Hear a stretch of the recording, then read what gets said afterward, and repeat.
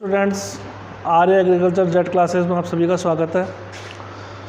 मैं biology teacher Lalit Mishra आज आपके सामने एक नए टॉपिक के साथ उपस्थित हूँ। टॉपिक है आपका कीट विज्ञान, जिसे हम एंटोमोलॉजी कहते हैं। एग्रीकल्चर के स्टूडेंट इससे काफ़ी पढ़ते हैं, लेकिन कुछ जो बायोलॉजी के स्टूडेंट हैं उनके लिए आज एक नया चैप्टर है, नया टॉपिक है। बायोलॉजी स्टूडेंट जो जेट की तैयारी कर रहे हैं उनके लिए थोड़ा सा है, तो आज मैं इस चैप्टर को बहुत ही इजी और बहुत ही आसान तरीके से आपको समझाऊंगा। जो इंपॉर्टेंट क्वेश्चन है केवल हम उन्हीं के ऊपर फोकस करेंगे, क्योंकि हमारे पास जैसे कि अगर सब कुछ सही रहा, जैसे 2 अगस्त को अगर एग्ज़ाम होती है तो उस बेस पर अपना ये जो टॉपिक है बहुत ही अच्छा रहेगा। बच्चे बायोलॉजी का हो चाहे एग्रीकल्चर का हो, अधिक से अधिक अपने जवाबों के आंसर दे सके। तो टॉपिक पे आता है। सबसे पहले टॉपिक का नाम है एंटोमोलॉजी, जिसे कि हम क्या बोलते हैं, कीट विज्ञान। ठीक है, टॉपिक का नाम क्या है, एंटोमोलॉजी। और एंटोमोलॉजी क्या बोला जाता है, कीट विज्ञान। कीट विज्ञान का जैसे नाम से आपको पता लग रहा है कि ऐसा विज्ञान जिसके अंदर किसका अध्ययन किया जाए, कीटों का अध्ययन किया जाए। यानी कि इसके अंदर जो स्टडी होगी वो किसकी होगी, इंसेक्ट की स्टडी अगर जो की जाती है वो उसको हम बोलेंगे एंटोमोलॉजी, यानी कि स्टडी ऑफ इंसेक्ट, यानी कि कीटों का क्या किया जाए, आपको अध्ययन किया जाए। यानी कि आप अगर क्या कर रहे हो, कीटों का अध्ययन कर रहे हैं, तो कीटों का अध्ययन करना किसके अंदर किया जाएगा, एंटोमोलॉजी के अंदर आपको इसका अध्ययन किया जाएगा। ठीक है, तो फर्स्ट जो टॉपिक क्वेश्चन बनता है अपना, वो कई बार ये पूछ लिया जाता है कि एंटोमोलॉजी के अंदर किसका अध्ययन किया जाता है, तो आप बताएंगे एंटोमोलॉजी के अंदर कीटों का अध्ययन किया जाता है। आगे चलते हैं, टॉपिक को बढ़ाते हैं कि ये जो कीट हैं छोटे छोटे इन्वर्टिब्रेट्स होते हैं। यानी कि इन्वर्टिब्रेट्स के अंदर आपने पढ़ा होगा कि बहुत सारे फाइलम्स होते हैं। तो जितने भी कीट हैं, ठीक है, ये हमारे कौन से संघ में आते हैं, फाइलम, यानी कि जिसे हम संघ कहते हैं। तो ये आप ये कहेंगे कि जो कीट हैं वो सारे के सारे जितने भी कीट हैं वो आपके संघ आर्थ्रोपोडा के अंदर स्टडी किए जाते हैं। तो इसका जो फाइलम बनाया जाता है, इंसेक्ट का जो फाइलम है वो कौन सा आता है, आर्थ्रोपोडा। यानी कि जितने भी आपके पास कीट है उनका आप जो संघ है वो संघ कौन सा रहता है, आर्थ्रोपोडा संघ इसका रहता है। अगर हम बात करते हैं किसकी, क्लासिफिकेशन की, अगर हम वर्गीकरण करते हैं तो वर्गीकरण के दौरान जितने भी इंसेक्ट हैं उन इंसेक्टों का जो फाइलम है, जिसे कि हम क्या कहते हैं, संघ कहते हैं, वो संघ क्या कहलाएगा, आपका आर्थ्रोपोडा। और आर्थ्रोपोडा संघ की सबसे बड़ी विशेषता क्या है कि ये सबसे बड़ा संघ है। ठीक है, दूसरी बात करते हैं क्लास की, वर्ग। ये क्वेश्चन पूछ लिया जाता है, इसका जो वर्ग है वो किस नाम से जाना जाता है, तो आप ये ध्यान रखना, इंसेक्ट। और इंसेक्ट का जो वर्ग रहेगा क्या रहेगा, इंसेक्टा। बहुत आसान, याद करने के लिए बहुत आसान रहेगा कि इंसेक्ट का जो वर्ग होता है, जो कीट है, कीटों का जो वर्गीकरण के अंदर जो इनका वर्ग है, किस वर्ग में इन्हें रखा जाता है, तो आप बताएंगे इनको आप किस वर्ग में रखते हैं, इंसेक्टा वर्ग में आप इनको रखते हैं। तो इंसेक्टा वर्ग आर्थ्रोपोडा का सबसे बड़ा, आर्थ्रोपोडा संघ का सबसे बड़ा वर्ग है। ठीक है, अब बात करते हैं इन कीटों की स्ट्रक्चर की। अगर हम बात करते हैं इनकी बॉडी कैसी होती है, यानी कि इनका शरीर का जो बनावट है, शरीर का जो संगठन है वो किस प्रकार का होता है। तो जब हम कीटों को अध्ययन करते हैं या कीटों की बॉडी का अगर आप अध्ययन करते हैं तो इनकी बॉडी में ये देखा जाता है कि जो जितने भी कीट होते हैं वो कम से कम 20 खंडों में बटे होते हैं। कितने खंडों में बटे होते हैं, 20 खंडों में। तो इनकी जो बॉडी होती है वो बॉडी के अंदर जो अपर्चर होते हैं इसके, वो कितने होते हैं, जो सेगमेंट की अगर हम बात करते हैं तो सेगमेंट कितने होते हैं इसके अंदर, 20 सेगमेंट्स प्रेजेंट होते हैं। टोटल अगर सेगमेंट की अगर बात करें, खंडों की अगर बात की जाए, तो इसकी बॉडी के अंदर कितने खंड बटे होते हैं, 20 खंड बटे होते हैं। बॉडी यानी कि शरीर को भी अगर आप अलग अलग पार्ट्स में डिवाइड करें तो ये कहेंगे कि जो कीटों का जो शरीर है, कीटों का जो शरीर है वो 3 भागों में विभाजित होता है। बॉडी जो है इंसेक्ट की वो जो डिवाइड होती है वो कितने पार्ट में डिवाइड हो जाएगी, 3 पार्ट में डिवाइड हो जाएगी, 3 भागों में बटी होती है। नंबर वन कौन आएगा, आपका सिर, यानी कि नंबर 1 कौन रहेगा, सिर। फिर उसके बाद में कौन आ जाएगा, वक्ष, जिसे हम क्या बोलते हैं, थोरैक्स। ठीक है, और फिर उसके बाद में कौन आ जाएगा, एब्डोमेन, जिसे कि आप क्या कहेंगे, उदर। यानी कि कीट का जो शरीर है, जो बॉडी है, वो 3 भागों में बटी होती है, सिर, वक्ष और उदर। ठीक है, टोटल इसके खंड कितने होते हैं, 20। जो सिर है वो कितने खंडों में बटा होगा, 6 भागों में बटा हुआ, याद रखना 6 सेगमेंट जो होते हैं वो कहाँ प्रेजेंट होंगे, आपके हेड में प्रेजेंट होंगे। जो सिर है वो 6 भागों में विभाजित होता है। थोरैक्स की अगर बात की जाए तो जो थोरैक्स है वो 3 भागों में बटा होता है, यानी कि 3 खंडों में ये बटा होता है। और जो एब्डोमेन, उदर हम जिसे कहते हैं, उदर जो होता है वो कितने खंडों में बटा रहेगा, 11 खंडों में ये बटा हुआ होता है। दूसरी बात करते हैं, अगर इनके जो रिप्रोडक्शन की अगर हम बात करते हैं तो आप ये कहते हैं जो कीट होते हैं, कीटों के अंदर जो रिप्रोडक्शन की जो प्रोसेस होती है वो पाई जाती है। और इनके अंदर जो रिप्रोडक्शन होता है उसके बारे में ये कहा जाता है कि ये कैसा होता है, यूनिसेक्सुअल होते हैं, यानी कि इनके अंदर मेल और फीमेल क्या होती है, अलग अलग प्रेजेंट होती है ना। मेल भी होगी और इनमें फीमेल भी पाए जाते हैं, यानी कि मेल इंसेक्ट भी होते हैं और इनमें फीमेल इंसेक्ट भी उपस्थित होते हैं। सबसे इंपॉर्टेंट जो टॉपिक होता है उसके अगर हम बात करते हैं उसको हम बोलते हैं कायांतरण। कायांतरण का मतलब होता है कि जो अपने शरीर के अंदर जो परिवर्तन किया जा रहा है, यानी कि शरीर के अंदर जो निर्मोचन की जो क्रिया होती है उसके दौरान ये बनते हैं, यानी कि विदलन के बाद के अंदर ये जो एम्ब्रियोनिक जो भ्रूण में जो बदलाव आता है, भ्रूण में जो विकास आता है, उसके बाद के अंदर जो प्रोसेस होती है उससे हम क्या बोलते हैं, कायांतरण। जो काया के अंदर क्या कर दे, अलग अलग रूप में परिवर्तन करता हो। तो यानी कि जो कीटों के अंदर जो प्रोसेस होती है मेटामॉर्फोसिस, है ना, जो भ्रूणीय विकास होता है, एम्ब्रियोनिक डेवलपमेंट, यानी कि जो भ्रूण, जो कीटों का जो भ्रूण होता है उस भ्रूणीय विकास के दौरान, है ना, भ्रूणीय विकास के बाद इनके अंदर क्या पाया जाता है, कायांतरण पाया जाता है। जब भ्रूण का विकास हो जाएगा, भ्रूण के विकास के अंदर उनके अलग जो भ्रूण होता है वो धीरे धीरे अलग अलग रूपों में परिवर्तित हो जाता है। यानी कि जो मेटामॉर्फोसिस जो प्रोसेस है वो कब दिखाई देती है आपको, after embryonic development. Important topic है, याद रखना। मेटामॉर्फोसिस क्वेश्चन जाता है कि कायांतरण कब पाया जाता है, भ्रूणीय विकास से पहले, भ्रूणीय विकास के बाद। तो आप बताओगे भ्रूणीय विकास के बाद में इसमें क्या प्रेजेंट होता है, कायांतरण आपको देखने को मिलता है। फिर अगर इसके जीवन चक्र की बात करते हैं तो जितने भी इंसेक्ट होते हैं उन इंसेक्टों के अंदर एक लाइफ साइकिल पाई जाती है, जीवन चक्र पाया जाता है।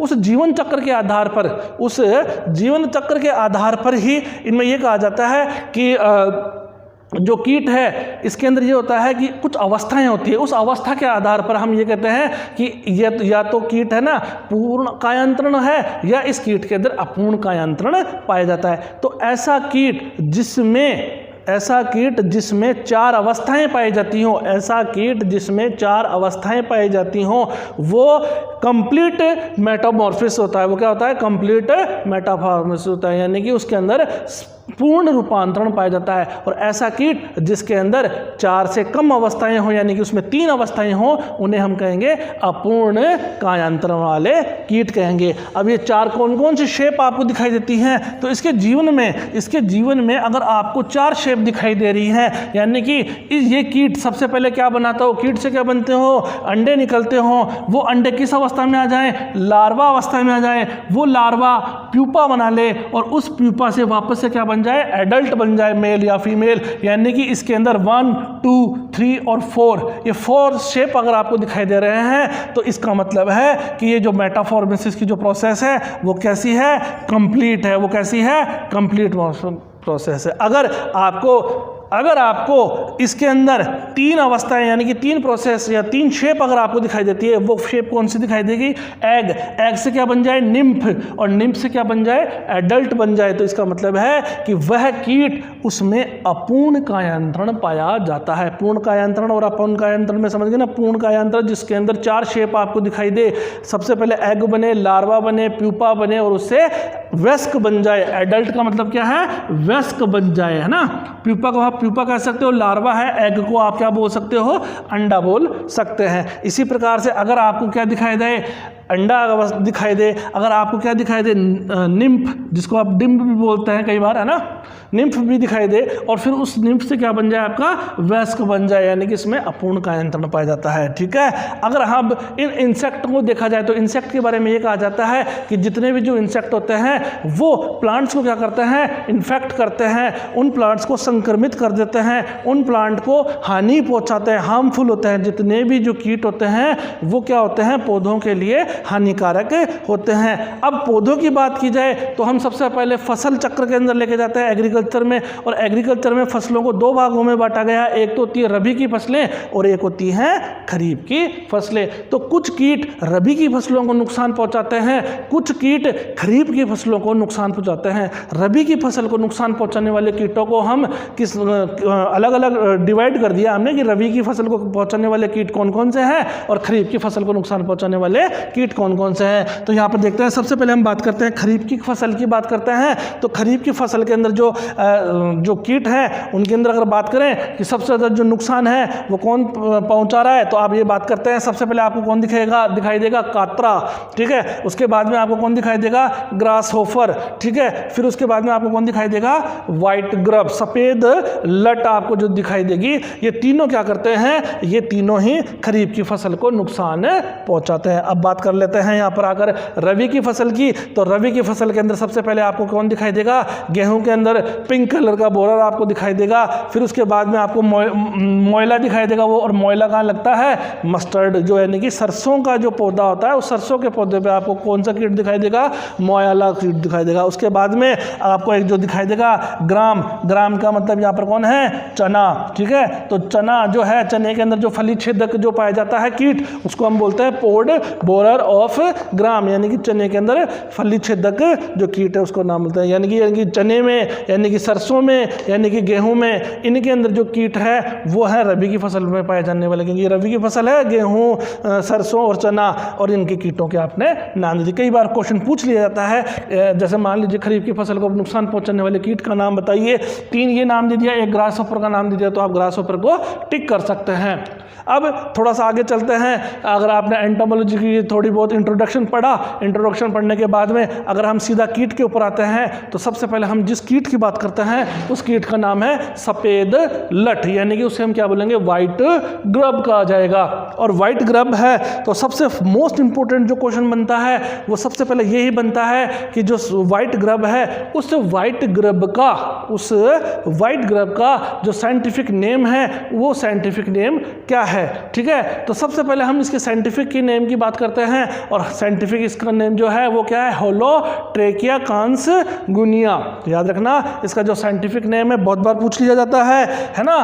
तो इसका जो साइंटिफिक नेम है वो क्या है, होलोट्रेकिया कांसगुनिया, इसका जो क्या है साइंटिफिक नेम है। इसका जो वैज्ञानिक नेम है वो है होलोट्रेकिया कांसगुनिया। एक बार वापस से बोला है, इसको बिल्कुल याद रखना। और इस वाइट ग्रब यानी कि सफ़ेद लट को और जिस नाम से जाना जाता है उन नामों के अंदर सबसे पहले आप बोलेंगे इसके मई भ्रंग, जून भ्रंग या कॉकचेफर के नाम से इनको जाना जाता है। ये जो अदर्स नेम है ना, इसको अन्य नाम किस नाम से जाना जाता है, तो आप बोलेंगे मई भ्रंग, जून भ्रंग, कॉकचेफर के नाम से इसको बोला जाता है। अब बात करते हैं सफ़ेद लट कहाँ कहाँ पाई जाती है, तो आप याद रखेंगे कि जो वाइट ग्रब है वो ऑल ओवर वर्ल्ड में प्रेजेंट होती है, यानी कि ये यूनिवर्सल है। और यूनिवर्सल होने के साथ साथ ये क्या करेगी, फसलों को नुकसान ही पहुंचाएंगी। तो ये क्या है, हार्मफुल क्या है, इंसेक्ट है आपका, यानी कि हानिकारक कीट है। यानी कि सबसे पहले क्या होगा, सर्वव्यापी है और हानिकारक कीट है, यानी कि सबको नुकसान करने वाला कीट है। वाइट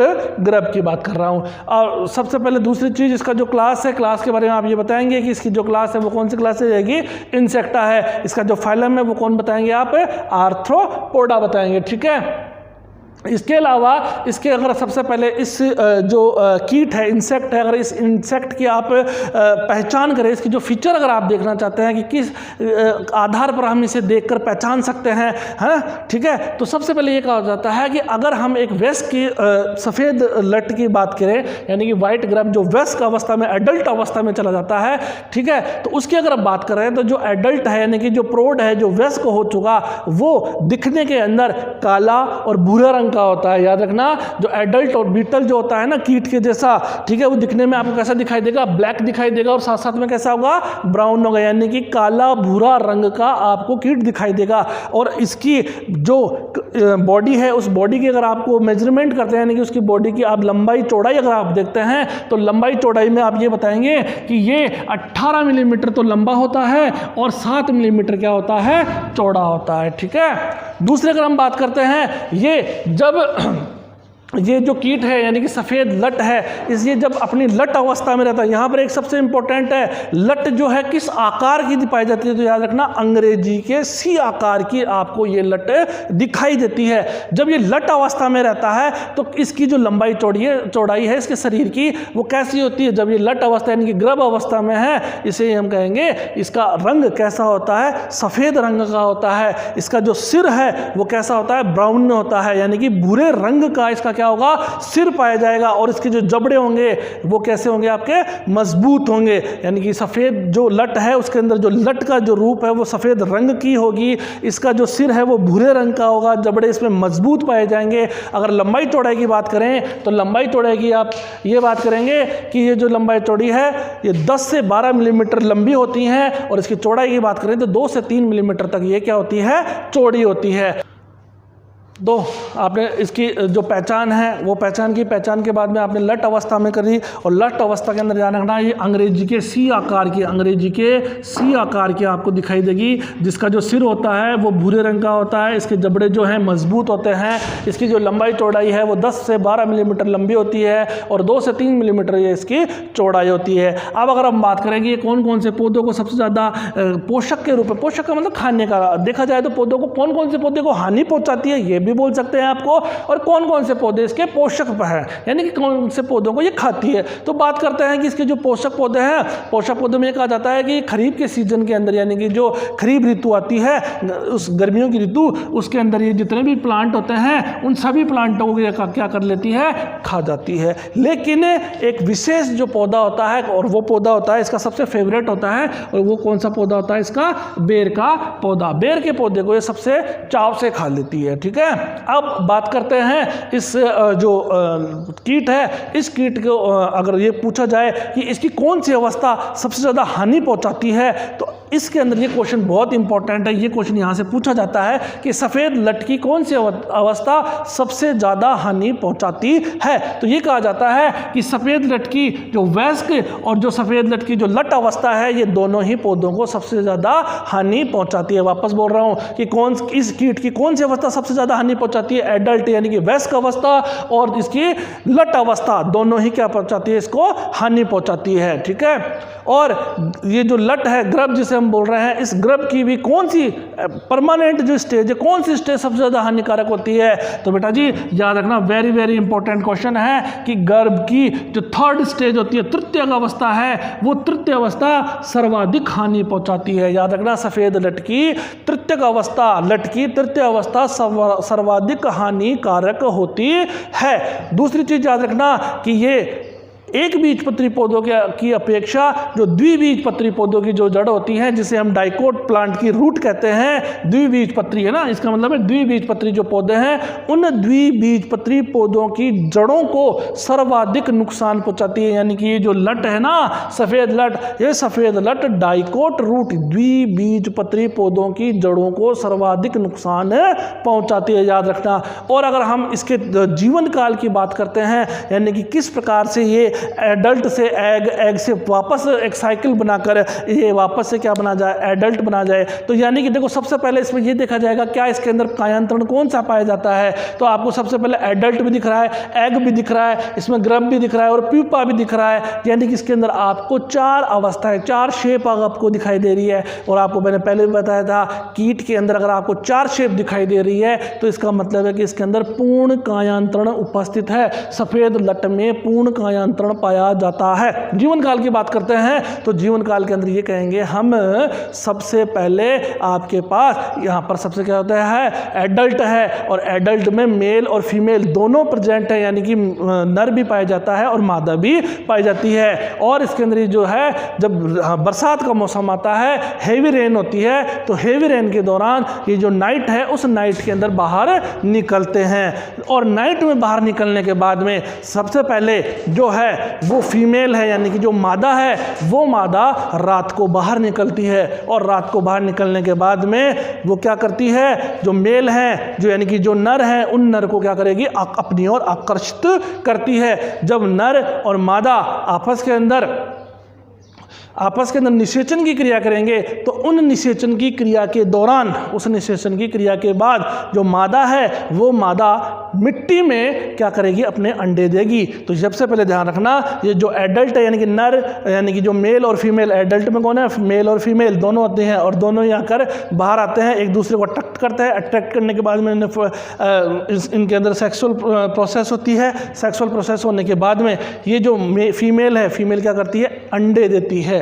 अंडों की संख्या बेटा जी याद रखना, क्वेश्चन ये पूछ लिया जाता है कि सफ़ेद लट में अंडों की संख्या कितनी होती है। तो याद रखना, ये सफ़ेद लट 50 से 60 अंडे देती है, और 50 से 60 अंडे मिट्टी के अंदर 10 से 15 सेंटीमीटर की गहराई में दिए जाते हैं। याद रखना, जो एडल्ट्स है यानी कि फीमेल है वो कितने अंडे देगी, 50 से 60, और कहाँ देगी, 10 से 15 सेंटीमीटर की गहराई में अंडे देती है। 10 से 15 सेंटीमीटर की गहराई में अंडे देने के बाद 7 से 13 दिन का जो काल आता है, उस काल को अंडों का कौन सा काल कहा जाता है, उस्मायन काल। यहाँ से भी क्वेश्चन पूछ लिया जाता है कि सफ़ेद लट के अंडों का उस्मायन काल कितना होता है। तो याद रखना, इनका जो इंक्यूबेशन जो टाइम पीरियड होता है, यानी कि उस्मायन अंडों के अंदर जो परिपक्वन काल जो आता है वो कितने दिन का आता है, 7 से 13 दिन का आता है। 7 से 13 दिन के बाद के अंदर ये अंडे पकते हैं, इनके अंदर से क्या निकलती है, एक दूसरी अवस्था आती है, और जिसे हम क्या बोलते हैं, लट अवस्था आती है। गर्भ विकसित होता है, यानी कि एग से क्या बनते हैं,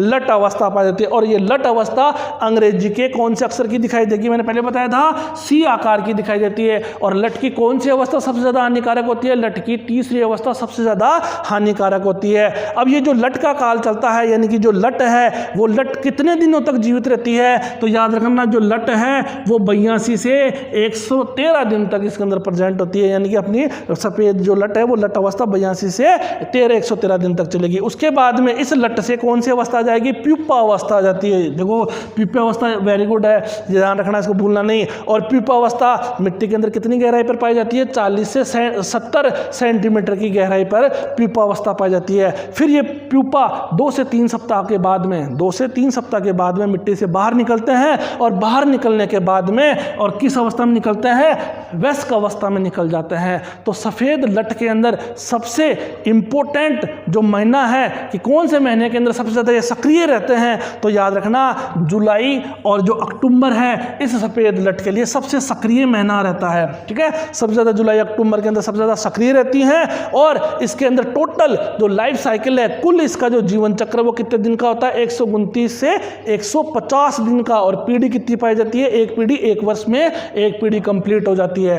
अब नेक्स्ट टॉपिक हमारा छोटा सा है कि अगर हम इनका नियंत्रण करें तो इनका नियंत्रण किस प्रकार से किया जा सकता है। अगर फिजिकल की नियंत्रण की बात करें, भौतिक नियंत्रण, तो प्रकाश पाश द्वारा इन कीटों को आप क्या कर सकते हो, नियंत्रित कर सकते हैं। लेकिन अगर आप रासायनिक नियंत्रण, केमिकल ट्रीटमेंट की अगर बात करते हैं, तो केमिकल ट्रीटमेंट के अंदर आप एल्यूरोन डालकर इस कीटों को नियंत्रण किया जा सकता है। लेकिन सबसे इंपॉर्टेंट जो है वो है जैविक नियंत्रण, बायोलॉजिकल जो है उसकी अगर हम बात करते हैं, तो बायोलॉजिकल जो ट्रीटमेंट है, उस बायोलॉजिकल ट्रीटमेंट में एक बैक्टीरिया है, वेरी वेरी इंपॉर्टेंट, एक बैक्टीरिया, नाम है उसका बेसिलस पोपेली।